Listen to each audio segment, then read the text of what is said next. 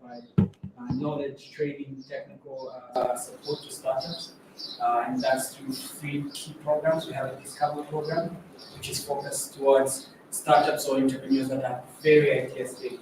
And what we try to help them do is just quickly validate their ideas, test their ideas in the market, and see if there's a problem that's worth solving with their idea. Then we also have a launch program, which is more for recently launched startups, usually between 3 months and 3 years. What we try to provide is just help them achieve a product market fit. Then we have the last bit, which is an accelerated program called Thrive, and there it's focused more towards investment readiness. So we get to collaborate with many investors in the network and resources that could help you accelerate your growth and raise finance. Then we also have the innovation bit, innovation and tech, which is our second role. So we have the innovation team. They get to work with corporates and startups, helping them create innovation culture in their organizations. And they usually do the work when it comes to helping startups and organizations achieve problem solution fit, meaning they have identified a clear problem and the solution or offering that they provide really addresses that need or problem in the market. And the tech team that helps build out these technologies that will address those problems. Then we have the third bit, which is the co-working space. I love this space that you see here. It's very, very important, and everything works together. Like I mentioned, when the innovation team works with amazing businesses that come through our programs to just achieve their problem solution fit, the entrepreneurship team makes sure that those solutions are viable, and the co-working space is a network or community where everybody can come together. This event is such an example where we're able to come physically and be part of this gathering and event that we have. Then the fourth bit is what we're working on, and we're super excited about this. It's our ventures realm. So basically, we want to ensure that whichever startups and startup community that we've built, we should be able to invest in our own startup. So this is part of our long-term strategy to invest in our own, drive to more local investment towards startups. And we're super excited about that. We're raising a $15 million fund that will enable us to achieve that. So you're all welcome to Bongo Hive. Please feel free, ask any questions. Happy if you have any questions for us to connect and network after the event. Thank you so much.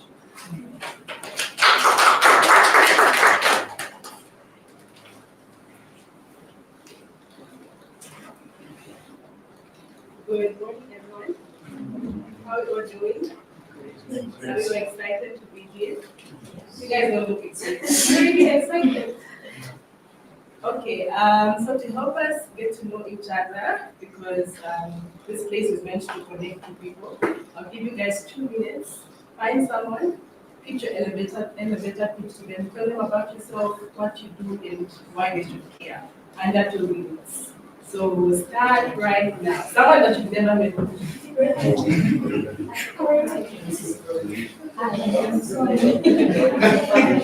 the elevator pitch, so I should be hearing it.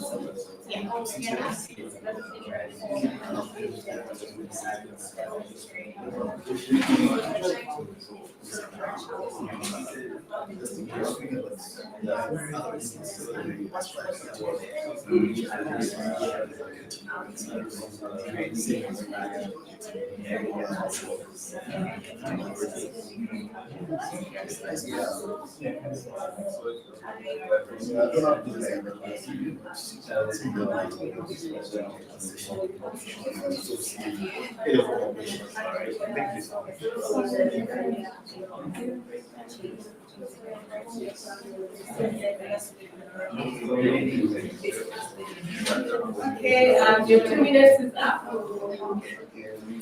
2 minutes is up. 2 minutes is up. Well done. We will continue. How was that? What's it like that? It was great. I'd like to hear from two people. I'd like to hear the person that you met and what you learned.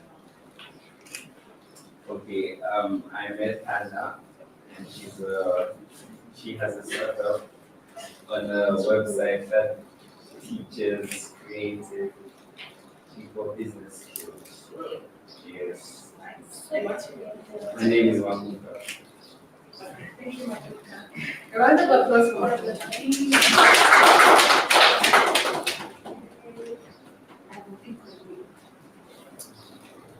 Yeah, this is really complicated. Okay. But you say that his name is Elisha, Yeah. and he's a tech enthusiast. So they do open source And really? Chewy. Thank you, Chewy. A round of applause for Chewy. Okay, are we ready for today's fireside chat? Are we aware of what startup is all about? Anybody? Okay, so the Startup Week is basically an event that celebrates entrepreneurship and the entrepreneurship ecosystem. So it's an event meant for each and every one of you. So thank you for coming, because this event is for you guys. We look forward to sharing ideas with everyone and learning from our invited guests that we have for today. So without wasting much of your time, I will briefly introduce our speakers, and they will come here and tell us more about themselves. So our first speaker is Hannah. So Hannah is the CTO and co-founder of Access Bubble Academy. So ladies and gentlemen, please help me welcome Hannah.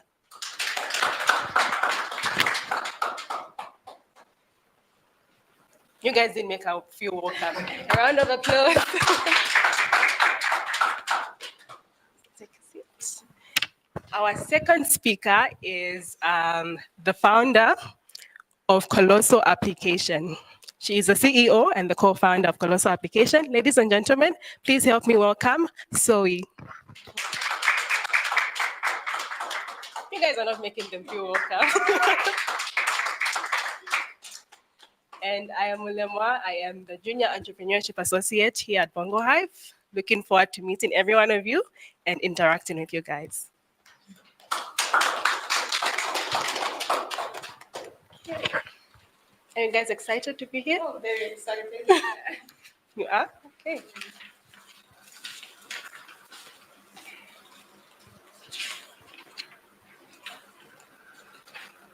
So I will start with Hannah. Please briefly tell us about yourself, tell us about Access Bubble and what Access Bubble does, and anything else that you'd like us to know. Good. Is this morning or afternoon? Okay. Good morning, everyone.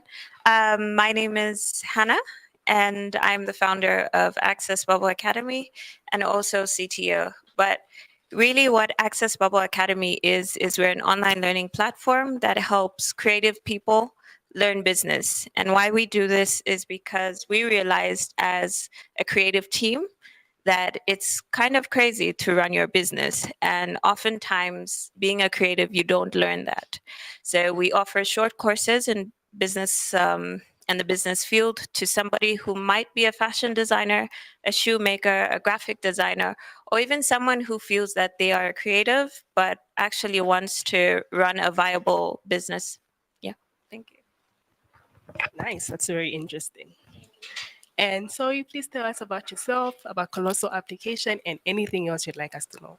Okay. Hello, good morning, everyone. I think the answer is not too loud. Good morning, everyone. My name is Piwe Sowi Musaka. I am one of the co-founders at Colosso Application Technology Limited. We just call it Colosso. Colosso is a for-profit business with an intentional social purpose in our business. We have an EdTech mobile app that you can download if you're interested. We have it in the Play Store and Apple Store. And we are delivering gamified adaptive learning. So that's basically about us. Thank you. Thank you. A round of applause for our guests.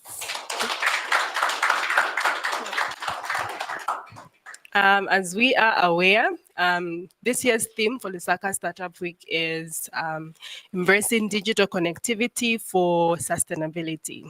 So what does that thing mean to us? What does the thing mean to the entrepreneurs, the startup founders, the innovators that are in this entrepreneurship ecosystem? So as you already know, digital connectivity includes technologies such as the internet, our smartphones, the various digital applications that we have at our disposal, like Colosso application and Access Bubble, that are an integral part to our lives. I'm sure some of you have found yourself in situations where you leave your phone at home and all of a sudden your day goes bad because you can't live without your phone. Or when the internet goes bad, like your day is ruined or your business operations are put at a standstill. So yeah, digital connectivity is playing a very, very integral part in our lives at the moment. And it's not just for connecting with friends and family, even though that is important, but then it can also be used to create positive impact in our societies and in our economies. So through this discussion today, would like to learn about how technology can be used to create sustainable business and for sustainability in general. And the three pillars of sustainability that we should be aware of are: one, social inclusion; number two, economic prosperity; and the third one being environmental protection. So some of us might not incorporate some of these sustainability pillars in our enterprises and in our innovations, but we hope that through this discussion, we will pivot or incorporate some of these pillars so that even our businesses can not just be beneficial to us, but even to society at large. So are we ready, guys? Are we? Nice. Okay, so before we get into the deep questions, Hannah and Zoe, I will ask a few questions just so that the team can get to know about Hannah and Zoe outside of Colosso application and Access Bubble. So I will start with you, Hannah. Your first question is, would you rather spend a year traveling the world or spend a year living in your dream house? Which one would you go for? Okay. A year traveling the world. A year traveling Most the world. definitely. I mean, I like my space, Uh-huh. but wow, the spaces out there are incredible. So a year traveling the world for me. Nice. Yeah. Okay. And Zoe, would you rather live without your phone for a year, or would you rather live without your car for a year? Wow. Definitely the car can go. Okay. I don't mind taking walks. I don't mind using Yango. I don't mind getting on a bus. So I would survive without the car. But I don't know if I can survive without my phone. Like most people. Okay, another one for you, Hannah. Tell us about a tech gadget or application that you simply can't live without, and why is it your favorite? A tech gadget. Before I would have said my phone, but I recently got an iPad, and when I go to bed, I'm using it, and when I wake up, I'm using it to read or to draw or to sketch. So I think this one is my buddy now, and yeah. If You use want- it more than your phone. Not yet, but it Okay. seems like it's going that direction for sure. Okay, that's pretty interesting. One more question for you, Zoe. Yeah. Imagine you have to describe your startup mission using emojis. Which emojis would you use and why? I would definitely use a phone, a book, and the school picture Uh-huh. because that's what we are into as Colosso. So yeah, they're definitely emojis for us. I like that. Okay, a round of applause, guys. Okay, so to start off, what does the theme embracing digital connectivity for sustainability mean to you guys? I'll be honest, I struggled with this one in the beginning because I don't think it's something that we actually put together most often. And this is a discussion where we're actually putting digital connectivity and sustainability in the same line, I think personally for me. So I had to actually think about it, and I realized that for me personally it's information at your disposal to make a good to make good or to make an impact. I think now more than ever we have so much information at our fingertips, and we can use that to create an innovation or create an idea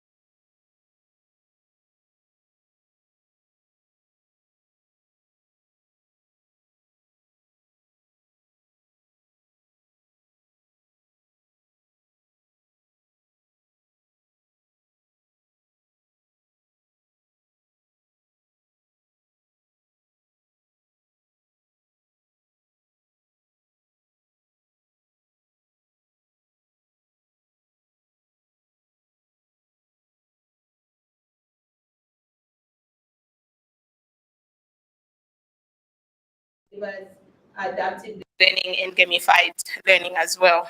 Okay. Nice. That's very cool and very admirable. Not many people are in the ed space, so it's good to see that now, like, we have some startups that are coming up to help complement that sector. So kudos to you for that. Thank you.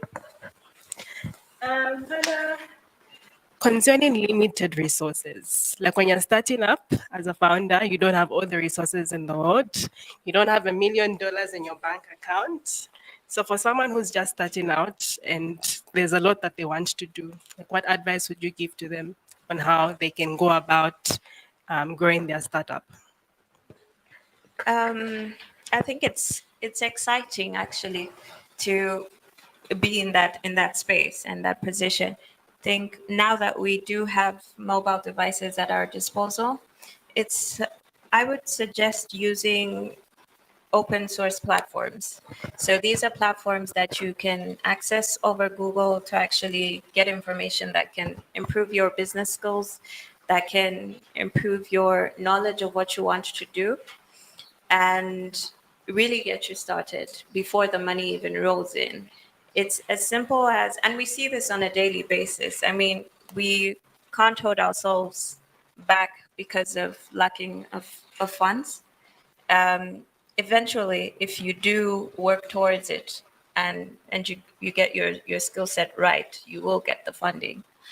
So I would suggest to continue learning. First of all, it's very crucial that you understand exactly the problem that you're trying to solve. If you do know the problem that you're trying to solve, it's much easier to get your first step. As soon as you can understand that, then it's understanding who you're solving that problem for. And the great part about that is most of the people that we're solving a problem for are on an online community. They could either be using Facebook, they could either be using an open social media platform. And those are areas that we can use to leverage to start seeing how do we actually communicate with this person. So definitely using open platforms to do that. And when you're starting out Access Bubble, you start off with a lot of resources, and if not, like what steps did you take to ensure that your idea was brought to life? Okay. Yeah. No, we didn't start off with a lot of resources. It was a lot of, first of all, walking on foot to go to vocational education institutions Okay. to speak to them. I always say this is for the first 6 months of my startup, I was in the bedroom working on a laptop in the bedroom. So no office space. Now we have a team of 10. We have an actual space, and we've been in our second round of funding, which we've managed to secure. But in the beginning, no, we didn't really have much resources.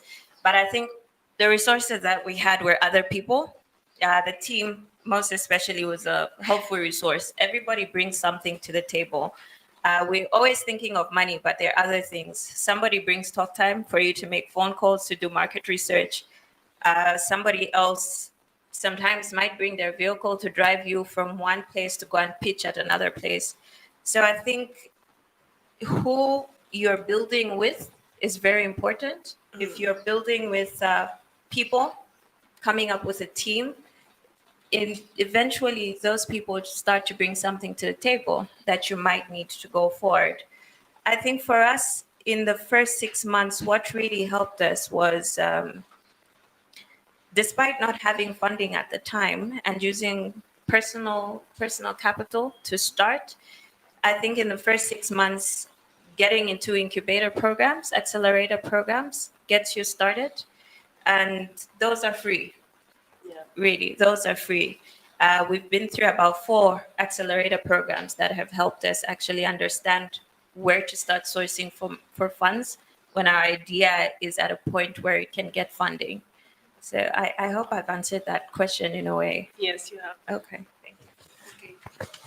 So just to summarize what you said, the first point that stood out for me is that You mentioned how who you build with matters. So sometimes you might not have all the resources in the world, but then you can still collaborate with others, make them your co-founders, and they'll be able to help you build your business. And then another point that you've mentioned is participating in accelerator programs, because you not only be exposed to people that can connect you to potential investors, but then you also have access to resources that will help you gain insights and knowledge on how best you can move your idea into a business. So thank you for that, Hannah. Zoe, for somebody with limited resources, how can they embrace digital connectivity for sustainability? My points are not very different from what Hannah has said. I think when you're starting, I wouldn't recommend you to start renting an office. Her point of being in the bedroom and working from there is okay. Remote work is fine. Don't feel pressure to have a desk and a laptop because those come with expenses and might not be necessary at the time. And working around your network, we build networks by having events like this, get to know people. You never know who knows what and who's going to offer something for free. Thank you for that. And then also, I'm aware that your startup, Colosso, recently raised funding from the Zambia Business and Angels Network. For somebody who would like to raise funding in the near future, like what are some of the steps that you took to get to that point? Okay. So my personal steps was a lot of hard work, waking up very early, researching about I would say ZBAN itself, right? And before you get your funding, you have to prepare a very good pitch. And the pitch doesn't have to be 20 minutes long. It has to be short and precise. Exactly what we were told earlier on. Talk to your neighbor and tell them something in 2 minutes. It should be ear-catching, something that will lead someone to ask more questions. So other than the team itself being a hardworking team, we really worked hard to building a great pitch. And did you receive feedback there and then, or did they get back to you like a few weeks later? Oh, you mean for the funding? Yeah, for the funding. There's a process. It didn't happen immediately. Maybe a week or two, close to a month, I would say. Yeah, there's sort of a process that you have to go through. Yeah, so they will let you know, and once the process is done, then you receive it. Okay. Hannah, what are your thoughts on raising funding in Zambia? Do you think it's an easy thing? Do you think there's still more that needs to be done to help startups raise funding? Certainly, it's not. It's not an easy thing, actually. It's not an easy thing, but I think it becomes much easier when you understand exactly what the investor needs from you. So, in terms of seeking investment or funding in Zambia, according to what I'm aware of from my personal experience, I have or we have gotten funding through non-dilutive funding. So these are either grants or funding that doesn't concern equity or selling shares of your business. And I think that there are quite a number of opportunities in that section. But I think that much more needs to be done from the ground up. I think, especially, and you might tell me you might be, so you might be familiar with this, but when you're going into a new field that's not really known in the market, it becomes quite difficult. I think being an edtech startup, and I'm quite happy to see that you're an edtech startup that's actually gotten funding from investors, is we're not the majority sector that people are funding in within Zambia. When you do go to Europe or the Finnish ecosystem, these are areas that they are looking into funding. Vocational education, which is a vital part of our everyday life, needs more funding from the private sector. So when I look at the Zambian ecosystem, there's a lot of public sector funding, but this is not necessarily going to a startup or a young team. This might be going to an organization. And when it comes to private sector funding, there's a lot of funding that's going into maybe fintech or agriculture. So when you're a creative business, you have to work twice as hard, to be honest. You always have to prove that your business is viable and you have to have your numbers right. And this is not something that's certainly easy for someone who's just getting started. I would advise that if you are looking for funding, it's easier when you do have a business advisor who's gotten experience in actually speaking to investors or knowing what they're looking for. But a lot still needs to be done. I think amongst Southern Africa, we're still highly underfunded for startups. If you look at Rwanda, that's a large market for startups. West Africa, Kenya, their funding tickets are very high. So still much to be done, I think.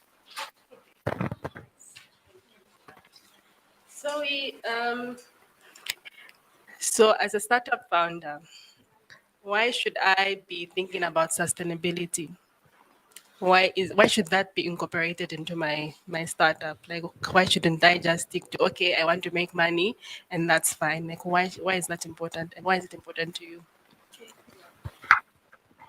I think for any business, actually, it's important to think about it. You do not want to have a short-term goal, but a long-term goal. And if your goal is to make money and stop, then you're in the wrong place. I believe we want to make change and not change for us. Like I told you earlier, I'm a mom. I don't just think about me. And when I think of the future, I think of my children and the generation that follows after. So thinking of the generations that follow after. Got it. And Hannah, any additions to that?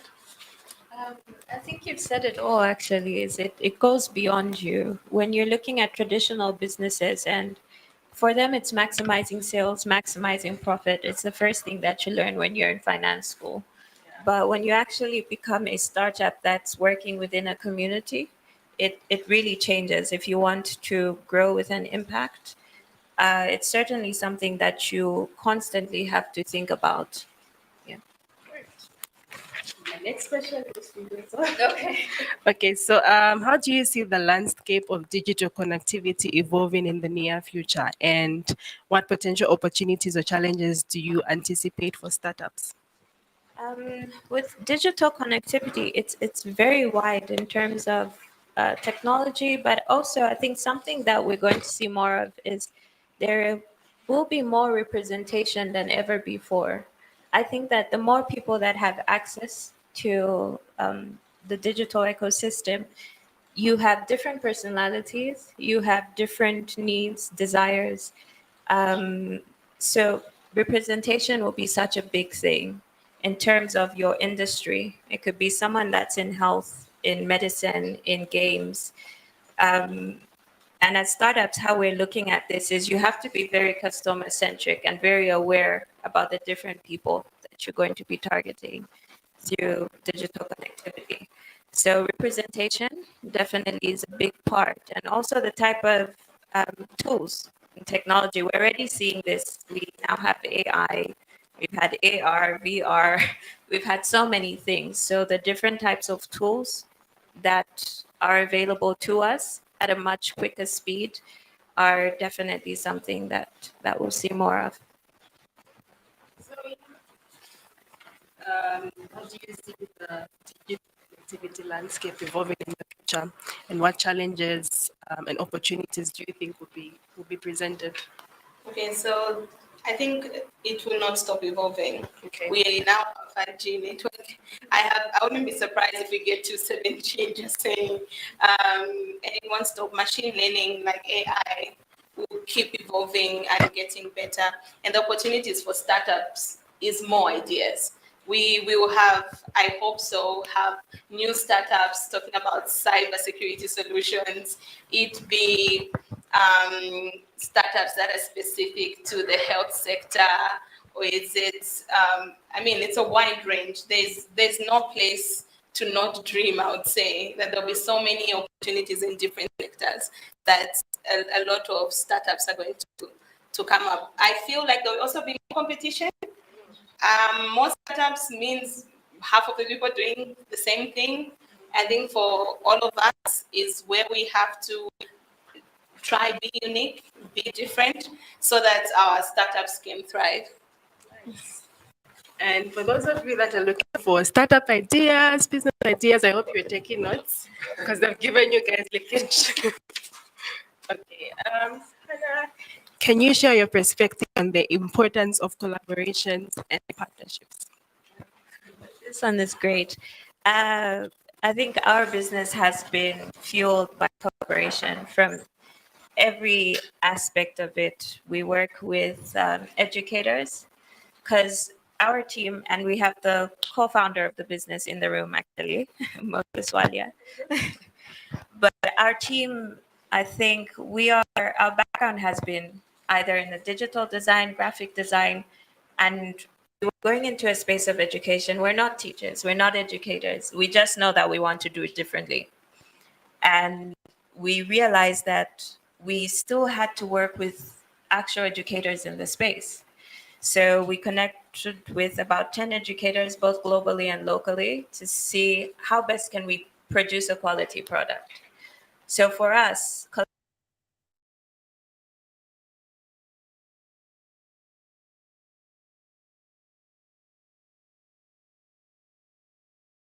in terms of collaboration is you won't always have it all.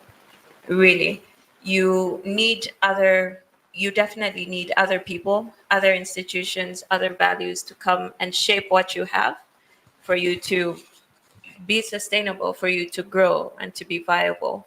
So if you do want to grow, if you do want to be viable, collaboration is such a huge part that can help. You mentioned you've collaborated with quite a number of organizations. Yes. How easy is it to get those collaborations and partnerships, especially for young people? Because sometimes they feel intimidated, they feel like they won't be taken seriously even as they approach these big institutions. So what tips can you give to a young startup founder that's not so sure on how to go about those partnerships? Yeah. I think I can talk about a story that I've been through. The first time that we wanted to speak to Ministry of Science and Technology concerning changing the curriculum for fashion design to incorporate more tech or more business-oriented skills was, I think, our first challenge into doing this. And I called up a mentor of mine. I hope that each one of us has the opportunity to actually get a mentor in our stages. And I asked her, I said, we want to go to the ministry, but we don't know if they'll buy into our idea, but what do we do? And she told me, the advice that she gave me was find out what their vision is and align it to yours. So we looked up their website. A huge part of their vision is that they deliver quality education to people in vocational classrooms. And that was aligned to what we do. So I think the first thing is find out the vision of whichever institution you're trying to partner with.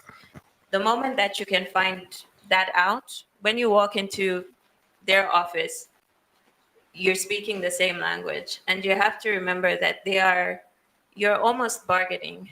They're the bigger party because you're looking for something from them. So, but you can always negotiate, I think, to come down to what your vision is and what their vision is. I think that's the first step. Another story is we once did work for GIZ. We were designing books for 3 vocational schools to improve that setup. And that actually came out of just networking. It was a simple drink that turned into a conversation. Whenever you're in a room with somebody that you do know is at this organization, I think we're always shy to do this, but sell what you've got. If you know you can do the job, sell it. You find out what opportunities are there, and you can only believe in yourself to do it, and find the team that can help you actually do that. Third thing is project management is what collaborating with big institutions is going to teach you. If GIZ says they want their work in the next 3 weeks, you have to deliver in the next 3 weeks. So it helps you really improve that. So I think having good project management skills or learning is such a huge deal when you're working with a bigger institution. So guys, we need to up our project management skills. A reminder.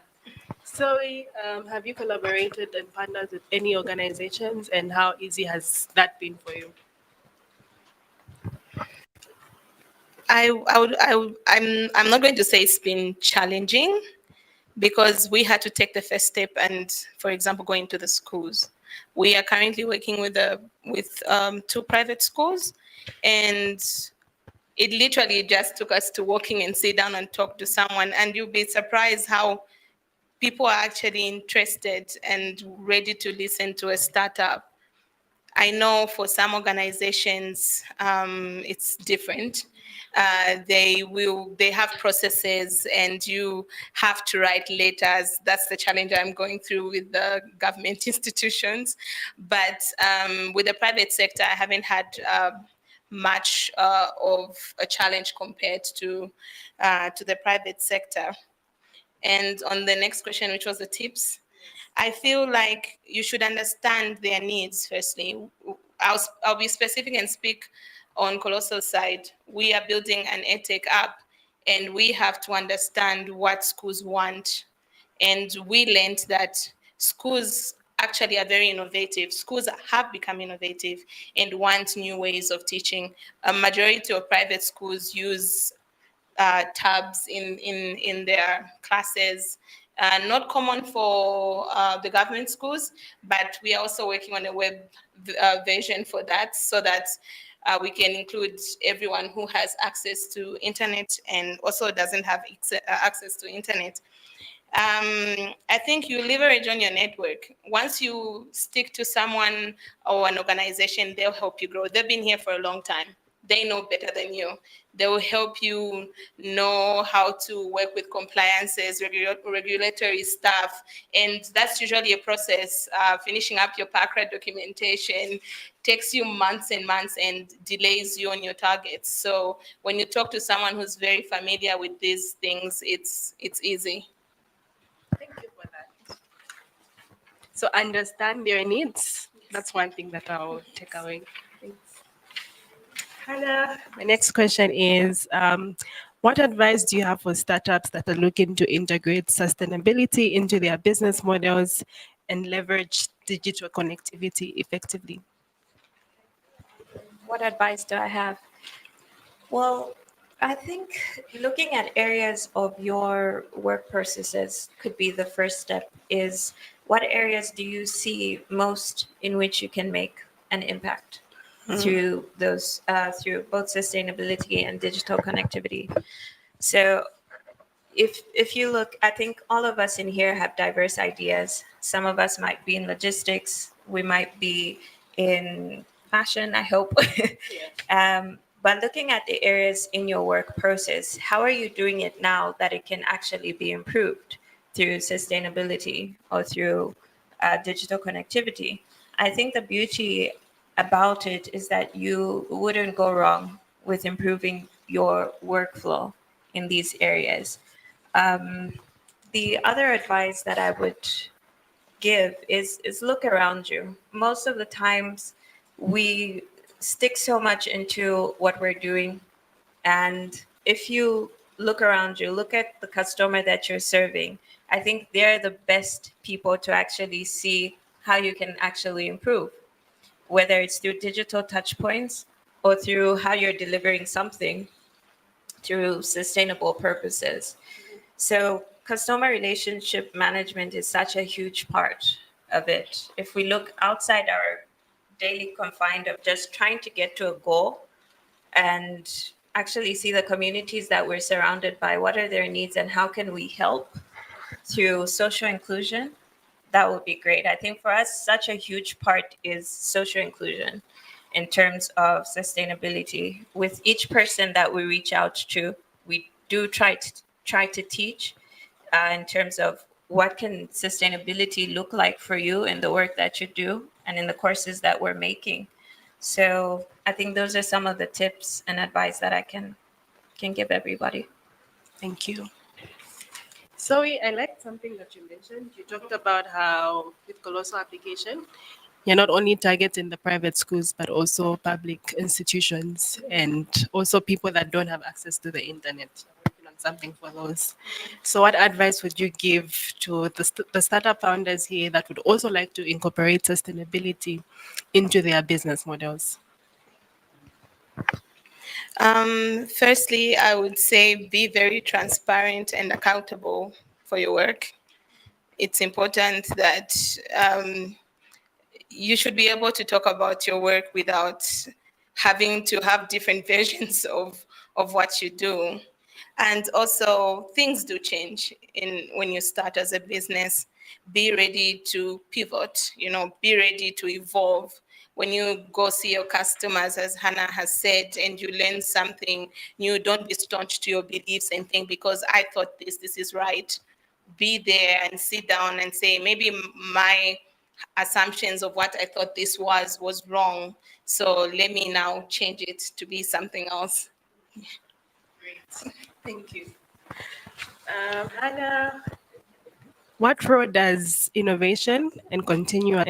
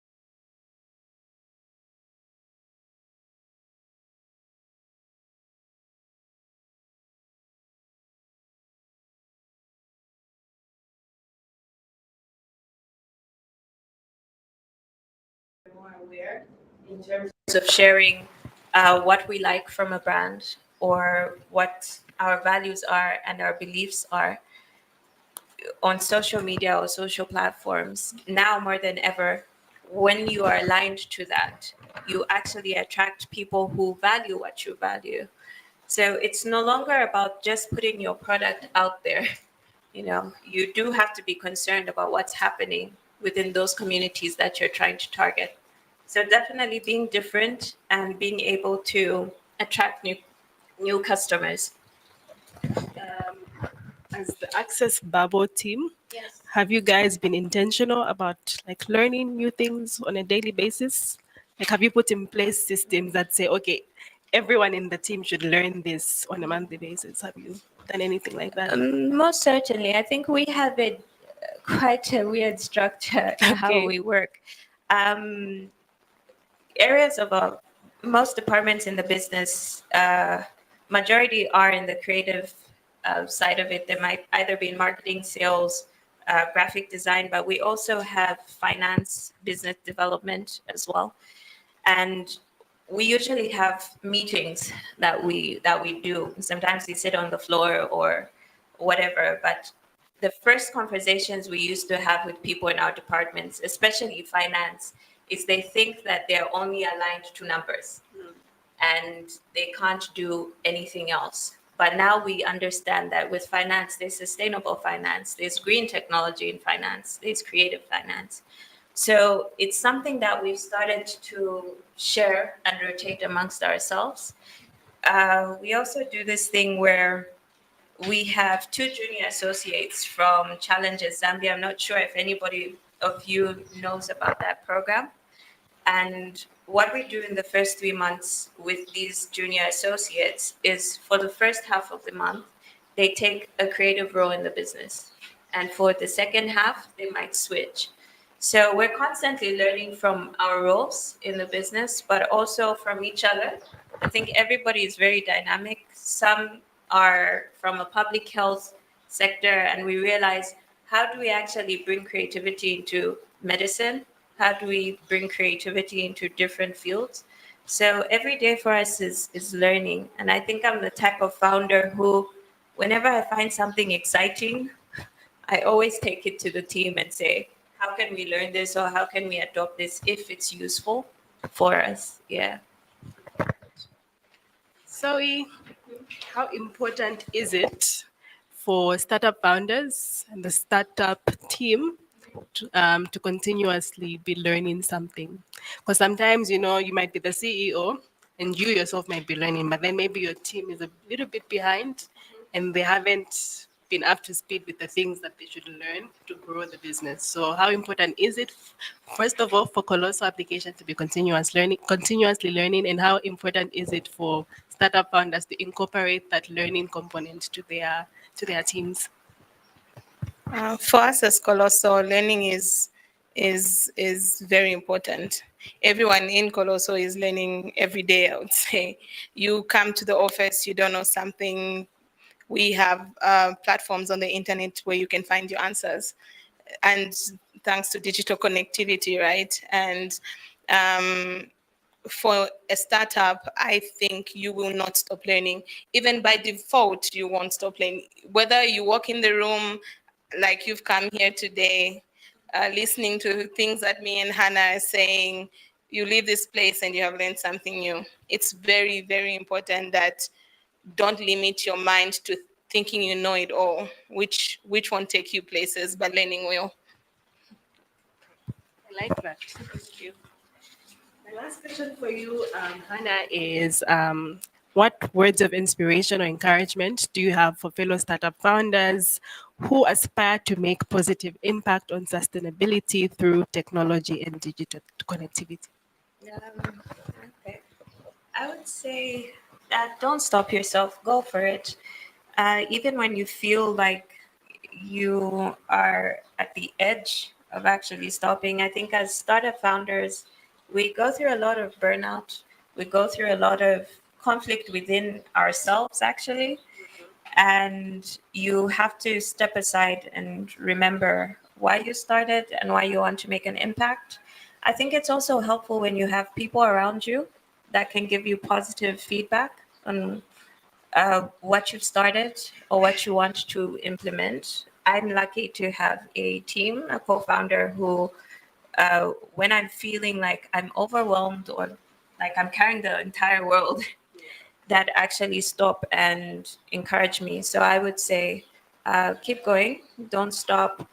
I think also what would help you is getting feedback from the people that you're actually doing something for. It always fuels you and inspires you. I think when you're in a room with the people that you've produced a product for and you can get that feedback. For us, we were in a space where we thought, are we really doing the right thing? And should we still be going? But we had a workshop 3 months ago where we were with 20 creatives for 3 days. And it actually reminded us why we do what we do and how we can actually continue improving. And with sustainability and digital connectivity, I think it's more to make your life efficient and effective and to help you out, not to keep doing things the same way, the harder way, but to actually help you out. Yeah. Sorry, final words. My last question for you is for startups that are on the verge of giving up because things are not moving at the pace that they would hope for, and perhaps their customers are not really buying into their products. Like, what advice would you give to such startup founders? I attended the masterclass at Africa Works the other day. Was it yesterday? Did anyone join in the masterclass? And I might not pronounce his name correctly, but we had a speaker. I'll call him Mr. C. I remember his name started with C. And I don't know. I mean, I'm going to use something he said as he was talking to all of us. He said, giving up is easy, very easy. I mean, even if we decided right now to just drop the mic and walk out, it would be very easy. But do you remember when you started? Starting was hard. How many people looked at what you were doing like a game? How many people misjudged you? And my advice to everyone in this room, if you are a startup or you're going through that stage where you feel like everything is falling apart, don't give up. Your dream, keep dreaming big, don't stop dreaming big. And that will be my advice to you. Thank you. How many will keep dreaming big? Nice. A round of applause to our guests.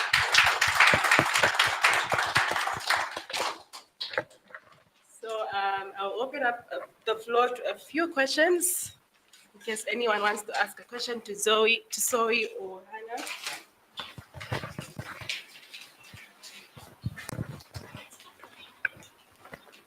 Hello, my name is Alicia Jared.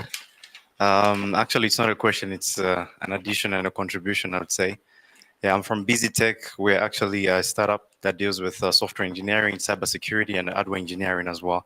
As she said, a bit complicated, but in as much as we are complicated and whatever we're doing is that we're trying to make sure that we are doing something that is impactful and collaborative. She spoke about something that is really imperative concerning the issue of young startups and young entrepreneurs that are coming up, utilizing or leveraging open source communities and technologies that are out there. I think it's really important because as a company, we realize that a lot of young entrepreneurs and a lot of tech enthusiasts, they're not leveraging these open source communities that are out there. And if you look at some of the stuffs that are out there that are really developed to the higher level, that even big companies like Google and Facebook are using these open source these open source projects such as Linux, Ubuntu that we have already seen on the market. And that's what we're really trying to do right now as Busy Tech. So I would advise a lot of startups right now who are here and a lot of CEOs or founders to look at some of these technologies that are out there. And ourselves as a company, what we are trying to do as well on our platform, if you go on Busy Tech, we are open to all technologies that are involving open communities. So we have got different technologies in the gaming industry, in the fintech. All these are open source, but what we're trying to do is solve problems and to help the Zambian community to collaborate during collaborate through the process of solving these problems. So I've got a couple of students from Cavendish ICU right now who are working on different projects that are in tech, that are involving developing of new technologies just by collaborating. So it's good to collaborate. It's really good. Yeah.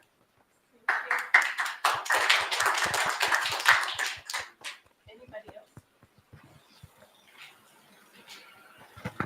else? For me, my question is, it's a question, but it's open to both of you.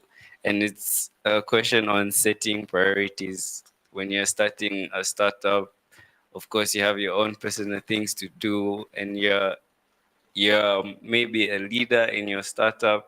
But since it's starting, you can't just lead people. You can't tell them what to do. You also have things to do for the startup yourself. So like, how did you go about setting priorities on this is more important than this, even though I also have to do it still?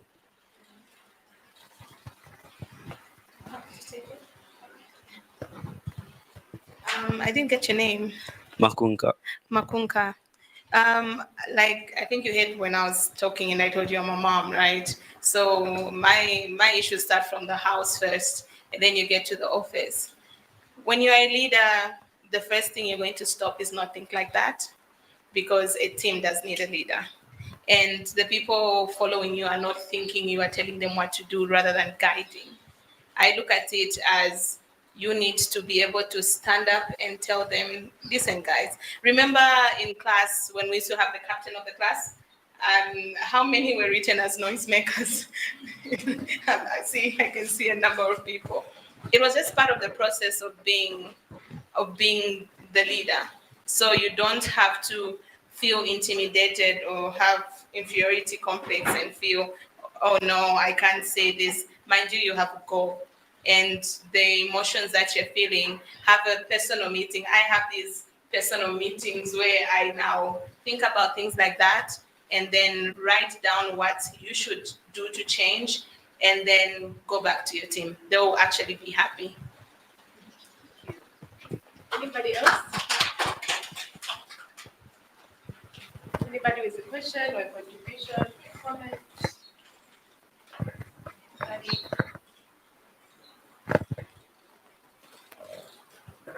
We're all good? Do you have any addition to what you said? Okay. Okay. A round of applause to our guests. Thank you so much for making it out of your busy schedules. We really appreciate that you took the time to join us for this fireside chat. I hope you guys found this helpful. Did you? Have we made connections and collaborations? Have we? Okay, thank you so much for coming. This is the end of our. Are there any announcements? Yeah, one more. Hi Okay. everyone, my name is Lusaka-Fireside from Yamuka, Africa. We are working hand in hand with all our facilitate this program that you're sitting for right now. So I'd also like to I would also like to invite you for tomorrow's event. The startup week is finalizing the week tomorrow at the University of Zambia. So it's just a marketplace for you guys to advertise your businesses as well as speak to investors if you'd like to look for funding. And also we'll have a series of sessions, master classes, that I can sign up to you all tomorrow. Okay. Thank you so much, like she said, for coming. And yeah,